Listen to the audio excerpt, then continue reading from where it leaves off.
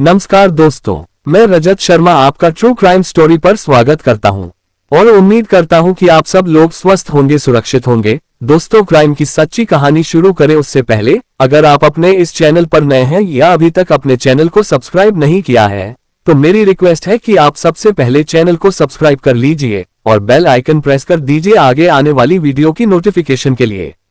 साथ ही साथ दोस्तों, कहानी में लास्ट तक बन रहे और कहानी के बारे में आपकी जो भी राय है वह भी कमेंट करके जरूर बताएं।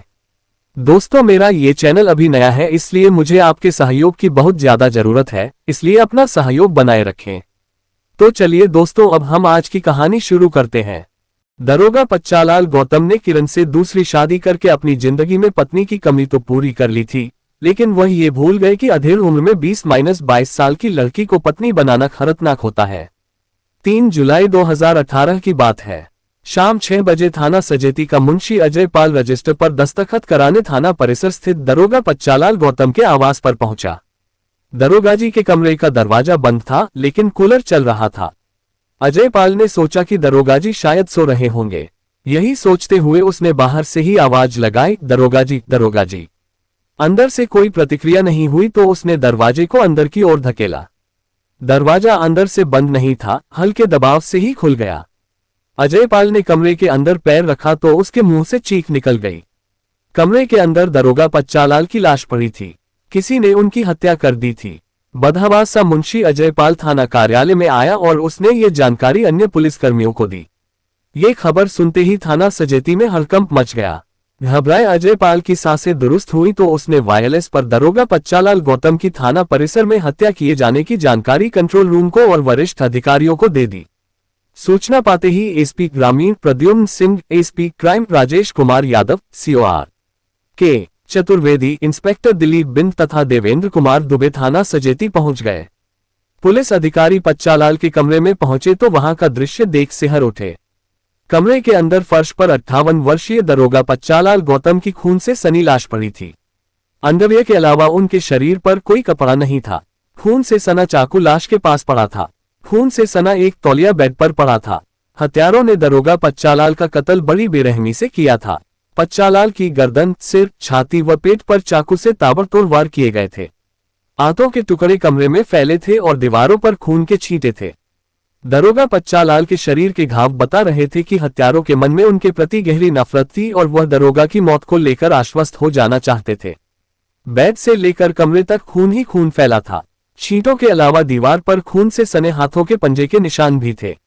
इन निशानों में अंगूठे का निशान नहीं था। घटनास्थल को देखकर ऐसा लग रहा था जैसे दरोगा पच्चालाल गौतम ने हत्यारों से अंतिम सांस तक संघर्ष किया हो। पुलिस अधिकारी घटनास्थल का निरीक्षण कर ही रहे थे कि आईजी आलोक सिंह तथा एसएसपी अखिलेश कुमार भी थाना सजेती आ गए। वह अपने साथ फोरेंसिक टीम और डॉग स्क्वाड को लाए थे। दोनों पुलिस अधिकारियों ने घटनास्थल का निरीक्षण किया तो उनके माथे पर बल पड़ गए। बेरहमी से किए गए इस कत्ल को अधिकारियों ने गंभीरता से लिया। फोरेंसिक टीम ने चाकू और कमरे की दीवार से फिंगरप्रिंट उठाए। डॉग स्क्वाड ने घटनास्थल पर डॉग को छोड़ा। डॉग लाश व कमरे की कई जगहों को सूंघकर हाईवे तक गया और वापस लौट आया। वह ऐसी कोई हेल्प नहीं कर सका जिससे हत्यारे का कोई सूत्र मिलता। कारण नहीं मिल रहा था। बेरहमी से किए गए कत्ल का मृतक पच्चालाल के आवास की तलाशी ली गई तो पता चला हत्यारे उनका पर्स, घड़ी व मोबाइल साथ ले गए थे। किचन में रखे फ्रिज में अंडे व सब्जी रखी थी।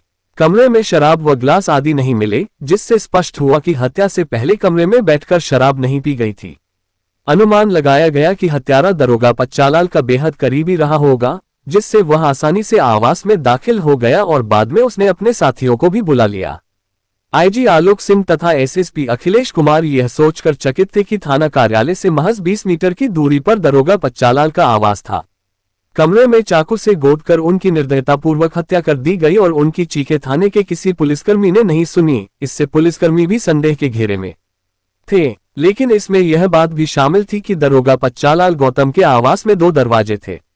एक दरवाजा थाना परिसर की ओर खुलता था जबकि दूसरा हाईवे के निकट के खेतों की ओर खुलता था।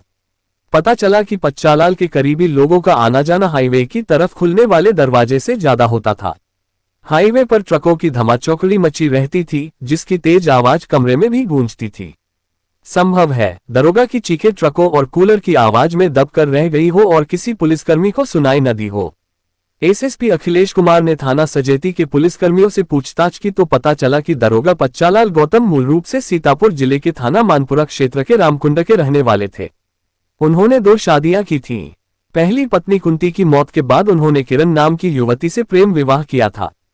पहली पत्नी के बच्चे रामकुंड में रहते थे, जबकि दूसरी पत्नी किरण कानपुर शहर में सूर्य विहार नवाबगंज में अपने बच्चों के साथ रहती थी। पारिवारिक जानकारी मिलते ही एसएसपी अखिलेश कुमार ने दरोगा पच्चालाल की हत्या की खबर उनके घर वालों को भिजवा दी। खबर मिलते ही दरोगा की पत्नी किरण थाना सजेती पहुंच गई। पति की क्षतविक्षत लाश देखकर वह दहाड़ मारकर रोने लगी। महिला पुलिसकर्मियों ने उसे सांत्वना देकर शव से अलग किया। कुछ देर बाद दरोगा के बेटे सत्येंद्र, महेंद्र, जितेंद्र व कमल भी आ गए। पिता का शव देखकर वे भी रोने लगे। पुलिसकर्मियों ने उन्हें धैर्य बंधाया और पंचनामा भरकर शव पोस्टमार्टम के लिए लाला लाजपत राय चिकित्सालय भेज दिया। आलाकतर चाकू को परीक्षण हेतु सील करके रख लिया गया। 4 जुलाई 2018 को मृतक पच्चालाल के शव का पोस्टमार्टम हुआ। पोस्टमार्टम के बाद शव को पुलिस लाइन लाया गया, जहां एसएसपी अखिलेश कुमार, एसपी ग्रामीण प्रद्युम्न सिंह व अन्य पुलिस अधिकारियों ने उन्हें सलामी देकर अंतिम विदाई दी। इंस्पेक्टर देवेंद्र कुमार, दिलीप बिंद व सजेती थाने के पुलिसकर्मियों ने पच्चालाल के शव को कंधा दिया। इसके बाद पच्चालाल के चारों बेटे शव को अपने पैतृक गांव रामकुंड, सीतापुर ले गए, जहां बड़े बेटे सत्येंद्र ने पिता की चिता को मुखाग्नि देकर अंतिम संस्कार किया। अंतिम संस्कार में किरण व उसके बच्चे शामिल नहीं हुए। दरोगा पच्चालाल की हत्या की खबर कानपुर से लखनऊ तक फैल गई थी। ये बात एडीजे अविनाश चंद्र के संज्ञान में भी थी। इसी के मद्देनजर एसएसपी अखिलेश कुमार ने दरोगा हत्याकांड को बेहद गंभीरता से लिया और इसके खुलासे के लिए एक विशेष पुलिस टीम गठित की। जांच के लिए बनी स्पेशल टीम, इस टीम में उन्होंने क्राइम ब्रांच और सर्विलांस सेल तथा एसएसपी की स्वान टीम के तेजतर्रार व भरोसेमंद पुलिसकर्मियों को शामिल किया।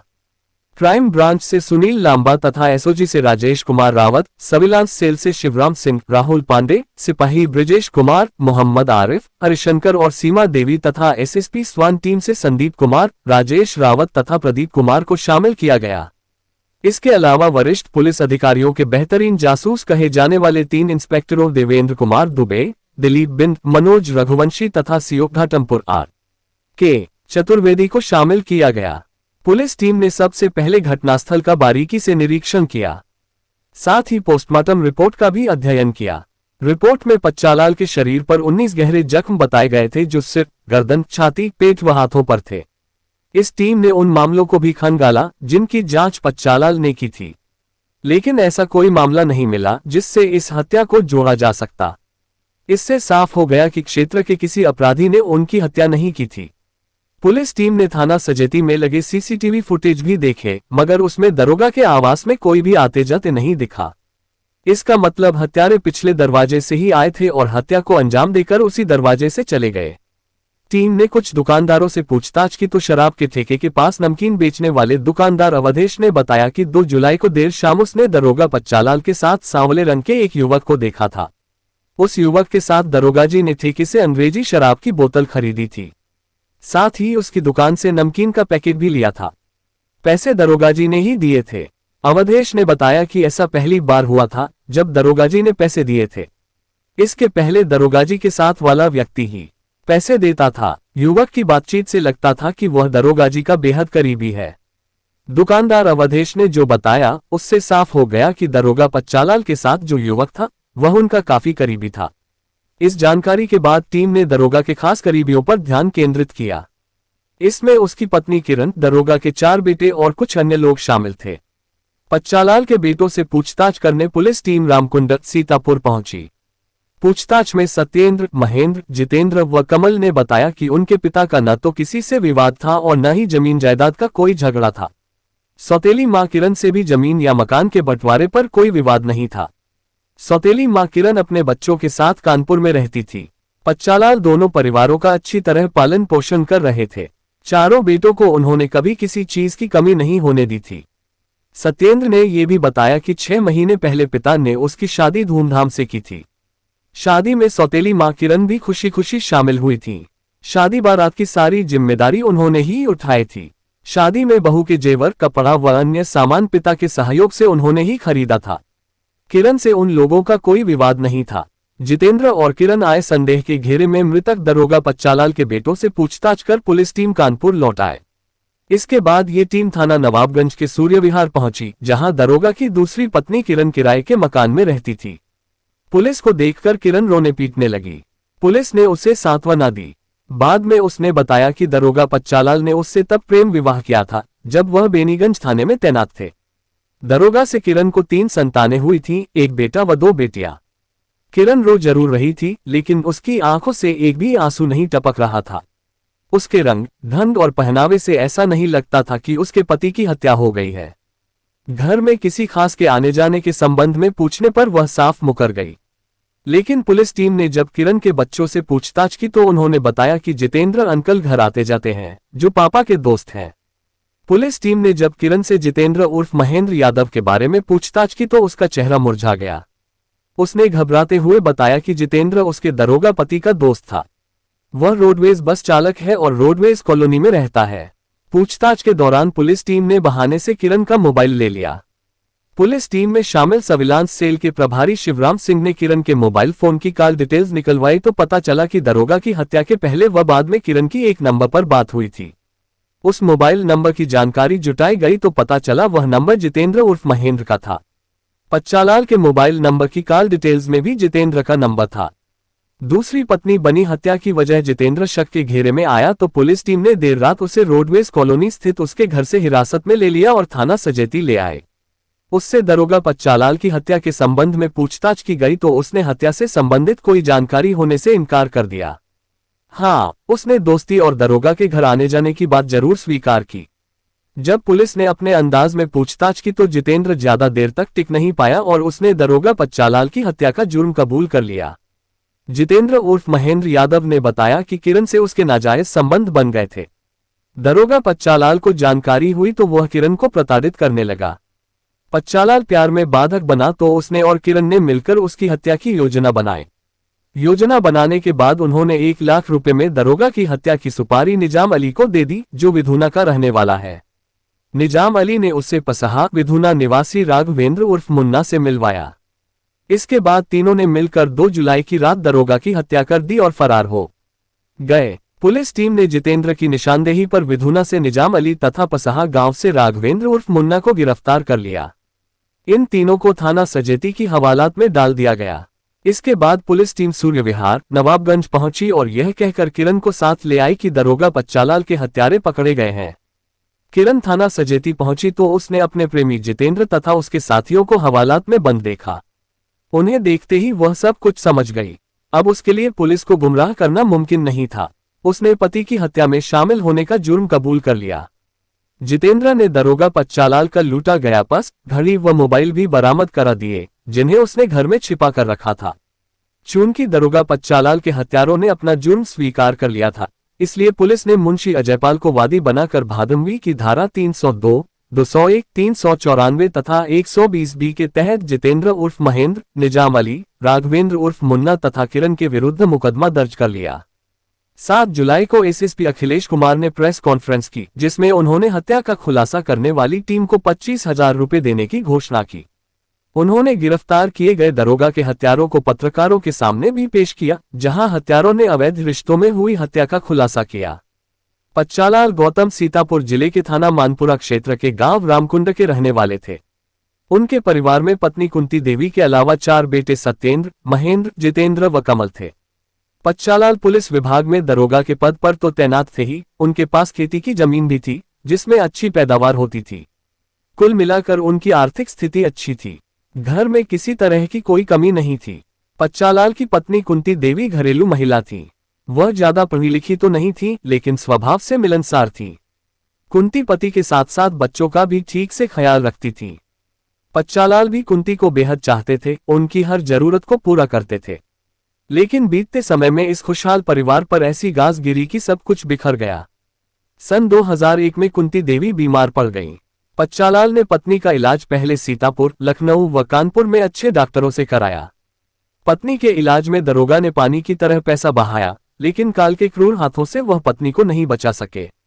पत्नी की मौत से बच्चालाल खुद भी टूट गए और बीमार रहने लगे। जैसे जैसे समय बीतता गया वैसे वैसे पत्नी की मौत का गम कम होता गया। पच्चालाल ड्यूटी और बच्चों के पालन पोषण पर पूरा ध्यान देने लगे।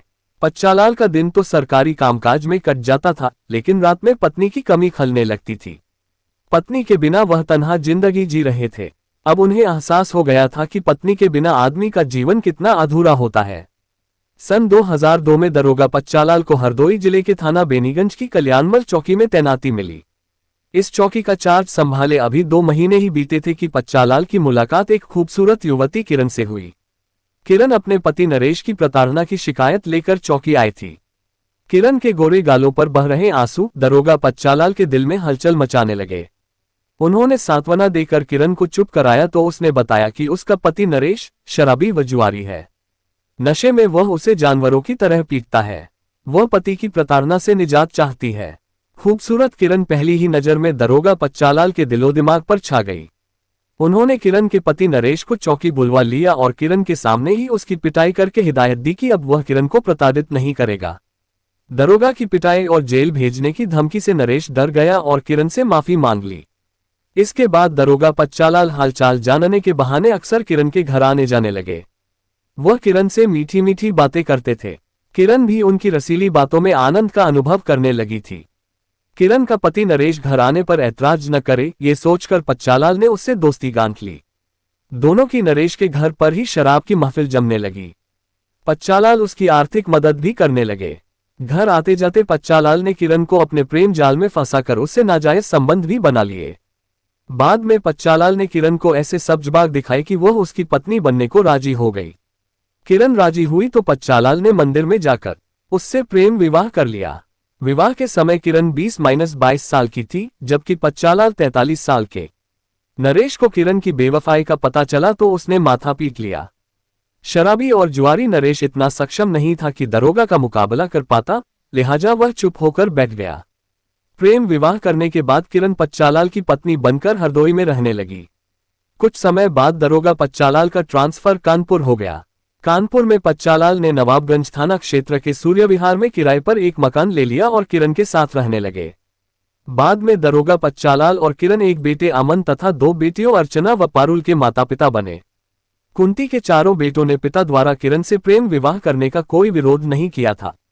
इसकी वजह यह भी थी कि पिता के अलावा उन्हें संरक्षण देने वाला कोई नहीं था। इस तरह दरोगा पच्चालाल 2 परिवारों का पालन पोषण करने लगे। पहली पत्नी के बच्चे गांव में तथा दूसरी पत्नी किरण और उसके बच्चे कानपुर शहर में रहते रहे। पच्चालाल को जब छुट्टी मिलती तो गांव चले जाते और बच्चों से मिलकर लौट आते। किरण 3 बच्चों की मां जरूर बन गई थी, लेकिन अब भी यौवन से भरपूर थी। वो हर रात पति का संसर्ग चाहती थी, लेकिन इससे वंचित थी। दरोगा पच्चालाल अब तक 50 की उम्र पार कर चुके थे। उनकी सेक्स में रुचि भी कम हो गई थी। पहल करने पर भी वह किरण से देह संबंध नहीं बनाते थे। दरअसल ड्यूटी करने के बाद पच्चालाल इतने थक जाते थे कि पीने और खाना खाने के बाद बेड पकड़ लेते थे। किरण रात भर तड़पती रहती थी। उन्हीं दिनों किरण की निगाह जितेंद्र यादव पर पड़ी। जितेंद्र यादव औरैया जिले के सहायल थाना क्षेत्र में आने वाले पूर्वा अहिरमा का रहने वाला था। कानपुर में वह नवाबगंज की रोडवेज कॉलोनी में रहता था और रोडवेज की बस का ड्राइवर था। पच्चालाल और जितेंद्र यादव गहरे दोस्त थे। दोनों का एक दूसरे के घर आना जाना था। दोनों की महफिल एक दूसरे के घरों में अक्सर जमती रहती थी। किरण की निगाह थी जितेंद्र पर। जितेंद्र यादव शरीर से हृष्ट-पुष्ट और किरण का हमउम्र था। किरण को लगा कि वह उसकी अधूरी ख्वाहिशों को पूरा कर सकता है, अतः उसने जितेंद्र को लिफ्ट देनी शुरू कर दी। दोनों के बीच देवर भाभी का नाता था। जब तब दोनों हंसी मजाक भी करने लगे।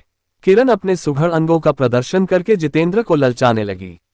किरण के हाव भाव से जितेंद्र समझ गया कि किरण सेक्स की भूखी है, पहल की जाए तो जल्द ही उसकी बाहों में समा जाएगी। जितेंद्र यादव जब भी किरण के घर आता, बच्चों के लिए फल मिठाई लेकर जाता। किरण से वह मीठी मीठी बातें करते हुए उसे ललचाई हुई नजरों से देखता। ऐसे ही एक रोज जितेंद्र आया तो किरण को घर में अकेली देखकर उससे पूछा, दरोगा भैया अभी तक नहीं आए? किरण ने बेफिक्री से कहा, सरकारी काम से बाहर गए हैं, 1-2 रोज बाद लौटेंगे। जितेंद्र की बाछें खिल गईं। उसने किरण के चेहरे पर नजरें गड़ाते हुए शरारत की, भाभी आपकी रात कैसे कटेगी? तुम जो हो। किरण ने भी उसी अंदाज में जवाब दे दिया। किरण के खुले आमंत्रण से जितेंद्र का हौसला बढ़ गया। वह बोला, तो मैं रात को आऊं? मैंने कब मना किया है। किरण ने मादक अंगड़ाई ली। रात गहराई तो जितेंद्र किरण के दरवाजे पर पहुंच गया। उसने दरवाजा धकेला तो खुल गया। अंदर नाइट बल्ब जल रहा था। किरण पलंग पर लेटी थी। वह फुसफुसाई, दरवाजा बंद करके सिटकनी लगा दो। जितेंद्र ने ऐसा ही किया और पलंग पर आकर बैठ गया। दोनों के बीच बातों का सिलसिला जुड़ा तो तभी थमा जब दोनों एक दूसरे की बाहों में समा गए। उस दिन किरण और जितेंद्र के बीच की सारी दूरियां मिट गईं। किरण और जितेंद्र एक बार देह के दलदल में समाये तो समाते ही चले गए। दोनों को जब भी मौका मिलता एक दूसरे में सिमट जाते। एक रोज पच्चालाल ड्यूटी के लिए घर से निकले ही थे कि जितेंद्र आ गया। आते ही उसने किरण को बाहों में भर लिया। दोनों अभी एक दूसरे से लिपटे ही थे कि पच्चालाल की आवाज सुनकर घबरा गए। किरण ने कपड़े दुरुस्त करके दरवाजा खोल दिया। घर के अंदर जितेंद्र मौजूद था। बिस्तर कुछ पल पहले गुजरे तूफान की चुगली कर रहा था। पच्चालाल सब समझ गए। उन्होंने किरण को धुनना शुरू किया तो जितेंद्र चुपके से खिसक लिया। इस घटना के बाद किरण और जितेंद्र ने दरोगा पच्चालाल से माफी मांग ली और आइंदा गलती न करने का वादा किया। पच्चालाल ने दोनों को माफ तो कर दिया, लेकिन जितेंद्र के साथ शराब पीनी बंद कर दी। उसके घर आने पर भी पाबंदी लगा दी, लेकिन देह की लगी ने पाबंदियों को नहीं माना। कुछ दिन दोनों दूर दूर रहे, फिर चोरी छिपे शारीरिक रूप से मिलने लगे। जितेंद्र बना पच्चालाल की मौत का परवाना। जनवरी 2018 में दरोगा पच्चालाल का ट्रांसफर कानपुर देहात के थाना सजेती में हो गया। सजेती थाना कानपुर से 50 किलोमीटर दूर है। वहां से रोज घर आना जाना संभव नहीं था। दरोगा पच्चालाल को थाना परिसर में ही आवास मिल गया। अब वह हफ्ता 10 दिन में ही किरण से मिलने घर जा पाते थे। पच्चालाल जब भी घर आते थे किरण से गाली गलौज और मारपीट जरूर करते थे। दरअसल उन्हें शक था कि जितेंद्र के अलावा भी किरण के किसी से नाजायज संबंध हैं। जैसे जैसे समय बीत रहा था घर में कलह और प्रताड़ना बढ़ती जा रही थी। पति की प्रताड़ना से आजिज आकर किरण ने अपने प्रेमी जितेंद्र की मदद से पच्चालाल को रास्ते से हटाने की योजना बनाई। जितेंद्र ने किरण को पच्चालाल की हत्या से फायदे भी बताए। जितेंद्र ने कहा कि पति की हत्या के बाद तुम्हारे बेटे अमन को मृतक आश्रित कोटे से सरकारी नौकरी मिल जाएगी और तुम्हें पेंशन मिलने लगेगी। इसके अलावा प्रेम संबंध का रोड़ा भी हट जाएगा। किरण और जितेंद्र ने पच्चालाल की हत्या के लिए रुपयों का इंतजाम किया। फिर जितेंद्र ने विधुना निवासी टेलर निजाम अली से बातचीत की। 1 लाख रुपए में सौदा तय हुआ। जितेंद्र ने 1 लाख रुपया निजाम अली के खाते में ट्रांसफर कर दिया। इसके बाद निजाम अली ने जितेंद्र को पसहा विधुना निवासी राघवेंद्र उर्फ मुन्ना से मिलवाया। राघवेंद्र रिटायर दरोगा हरिदत्त सिंह का अपराधी प्रवृत्ति का बेटा था। निजाम अली ने 20,000 रुपये एडवांस देकर उसे इस योजना में शामिल कर लिया। 2 जुलाई 2018 की देर शाम जितेंद्र यादव राघवेंद्र और निजाम अली को साथ लेकर सजेती पहुंचा और हाईवे से दरोगा के आवास की पहचान कराए। इसके बाद जितेंद्र यादव बाजार गया, जहां उसकी मुलाकात दरोगा पच्चालाल से हो गई। जितेंद्र ने झुककर दरोगा के पैर छुए। पच्चालाल ने उसे रात को वहीं रुक जाने को कहा। थोड़ी देर की बातचीत के बाद दरोगा पच्चालाल ने अंग्रेजी शराब की बोतल और नमकीन खरीदी। दुकानदार को नमकीन के पैसे पच्चालाल ने ही दिए। इसके बाद होटल पर बैठकर दोनों ने शराब पी और खाना खाया। इसके बाद दोनों पच्चालाल के आवास पर आ गए। दरोगा पच्चालाल ने कपड़े उतारे और कूलर चलाकर पलंग पर पसर गए। कुछ देर बाद जब पच्चालाल सो गए तो जितेंद्र ने आवास का पीछे का दरवाजा खोलकर निजाम अली व राघवेंद्र को अंदर बुला लिया, जो कुछ दूर हाईवे किनारे बैठे थे। साथियों के आते ही जितेंद्र ने पच्चालाल को दबोच लिया। दरोगाजी की आंखें खुली तो प्राण संकट में देख वह संघर्ष करने लगे। लेकिन नफरत से भरे जितेंद्र ने पच्चालाल के शरीर को चाकू से गोदना शुरू किया तो गोदता ही चला गया। हत्या के दौरान खून के छींटे व हाथ के पंजे का निशान एक दीवार पर भी पड़ गया। हत्या के बाद जितेंद्र व उसके साथी दरोगा का मोबाइल, पर्स व घड़ी लूटकर फरार हो गए। जितेंद्र ने मोबाइल से फोन करके पच्चालाल की हत्या की जानकारी किरण को दे दी थी। 3 जुलाई की शाम 6 बजे मुंशी अजयपाल जब रजिस्टर पर दस्तखत कराने दरोगा पच्चालाल के आवास पर पहुंचा तो हत्या की जानकारी हुई। 7 जुलाई 2018 को पुलिस ने हत्यारोपी किरण, जितेंद्र, निजाम अली व राघवेंद्र को कानपुर देहात की माती अदालत में रिमांड पर मजिस्ट्रेट के समक्ष पेश किया, जहां से सबको जेल भेज दिया गया। तो दोस्तों ये थी आज की कहानी। उम्मीद है कहानी में ऐसा कुछ भी नहीं होगा जो आपको अटपटा लगा हो। कहानी को लास्ट तक सुनने के लिए आपका तहे दिल से शुक्रिया। कहानी के बारे में आपकी जो भी राय है वह कमेंट करके जरूर बताएं। तो चलिए दोस्तों आज के लिए इतना ही। कल फिर मिलते हैं क्राइम की एक सच्ची कहानी के साथ। तब तक के लिए सेफ रहें, सुरक्षित रहें और अपना ध्यान रखें। जय हिंद दोस्तों, जय भारत।